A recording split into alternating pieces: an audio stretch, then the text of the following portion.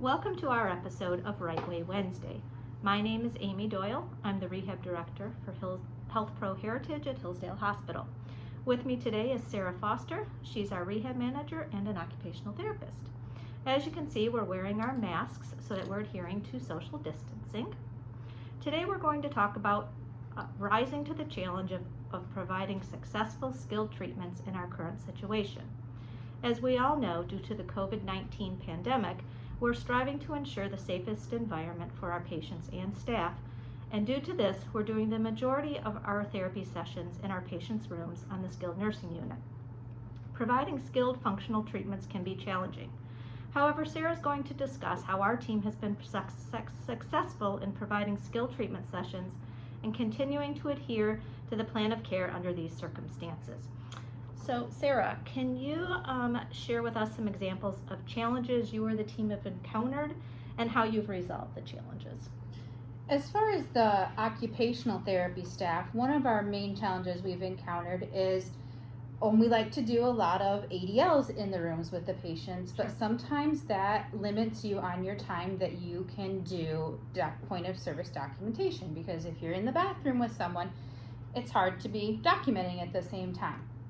But one of the solutions we've discovered with that is saving a couple minutes at the end of your treatment and reviewing with the patient what happened during that session and documenting as you go and talking about how you can better address the ADL in the future. So, okay, we learned how to use the reacher today. Can you tell me again how you use that reacher? And as they're telling you, you can be writing some stuff down and listening at the same time. So that's a challenge you've discovered because of the current situation, but certainly something you could follow and use even after this, during any ADL. Yes. Great. Mm-hmm. One of the other challenges was actually brought up by our speech therapist. She's finding difficulty with the mask and doing oral motor exercises with patients because a lot of times she likes to demonstrate on herself. Okay. So how has she resolved that? One of the solutions she's come up with is pictures and videos to show the patient. That way she's able to maintain safety with her having her mask on, and she can just show them videos. That sounds like a great solution. Can you give us some examples of maybe creative treatment approaches that you or the team have done during these challenging times? Well, one of my favorite, and it's actually something that I had done in the past too, but I've definitely been doing it more lately, is as someone gets closer to discharge, we need to work on higher level things, IADLs and higher level balance and endurance. So we have plastic bags that we use here on our unit for people to go home with. So a lot of times before, family members would help them pack up, where now family members can't come in to help.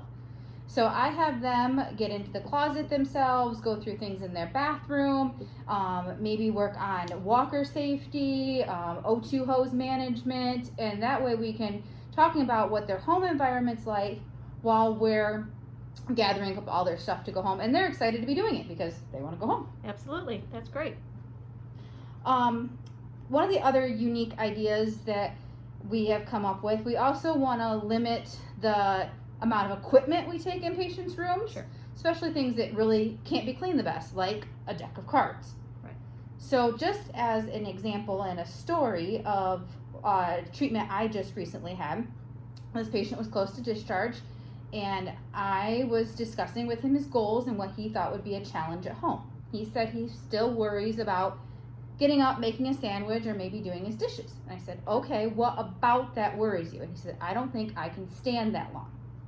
Okay. And obviously you can't take him out and wash dishes with him right now. Right.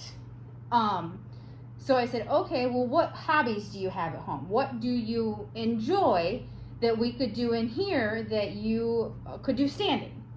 And he said, I love solitaire. He's like, but I don't play it with cards. I have my computer at home, and I do it on MSN Games, is what he said.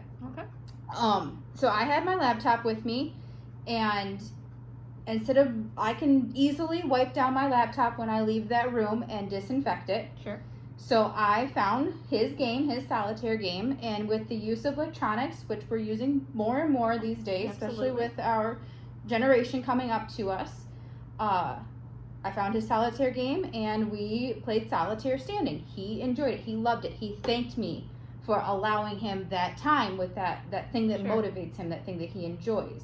So as an occupational therapist, how would you maybe grade that to challenge or simulate washing dishes at home? What are some things you could do for that? We could, they were standing with my computer was on the table, so I can move it to different places and have him reaching Absolutely. for the game. I can even raise and lower those tables so I could make it the height of his counter at home, which was nice. We can't necessarily do that when we're doing it in our gym, so that was Sure. almost a benefit to it. Great. And then one of the things he was talking about that limits himself is low back pain. So we discussed pressure relief techniques while he was standing, and he was actually able to get to 12 minutes standing. And then we discussed how that would be plenty of time for him to complete a small meal prep task. Great. Those are all wonderful ideas. Well, thank you, Sarah, for joining us and for sharing your challenges and successes. And as always, our main goal is to provide high quality, skilled care to our patients in a safe environment. Thank you.